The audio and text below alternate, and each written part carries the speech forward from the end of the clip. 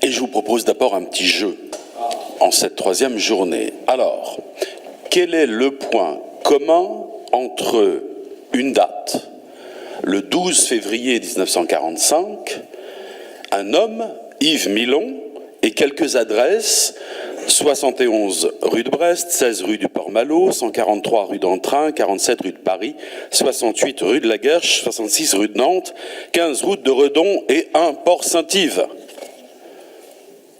Je n'ai pas de réponse. Le point commun, Monsieur le Président, c'est l'octroi. Vous savez, c'était cette fiscalité qui permettait de rentrer dans une ville, notamment pour y vendre quelque chose. Aujourd'hui, on y vend son travail. À Rennes, l'octroi était situé aux adresses que j'ai évoquées au début du XIXe siècle, et c'est Yves Milon, résistant, alors président de la délégation spéciale municipale et futur maire gaulliste RPF de Rennes, qui le supprime le 12 février 1945. Il constate alors que la ville de Rennes est détruite au quart et abîmée au tiers, et évoquant l'octroi lors de la délégation municipale, il déclare « Ces taxes furent toujours mal acceptées par la population et furent dès la fin du XIXe l'objet de violentes critiques. Elles gênaient alors le développement d'une économie moderne. » Fin de citation. Rennes avait naturellement besoin de son territoire pour vivre sa reconstruction. La ville avait besoin de la campagne. L'histoire de la fiscalité dit beaucoup de choses de l'état des sociétés. Pour tenter de mieux faire comprendre, je vais utiliser volontairement la langue de gauche. Rassurez-vous, je ne suis pas victime de dédoublement de la personnalité, mais je peux être bilingue. Alors, vous pouvez retirer vos casques, on y va. En 1945, la nation a besoin de se rassembler et supprime cet octroi qui représente une forme de rapport de classe entre la ville et la campagne. Les ZFE, c'est le rétablissement de ce rapport de classe, avec en plus du mépris de classe. Parce que la ZFE, c'est dire aux non-urbains, vous êtes trop polluants, trop sales pour venir chez nous.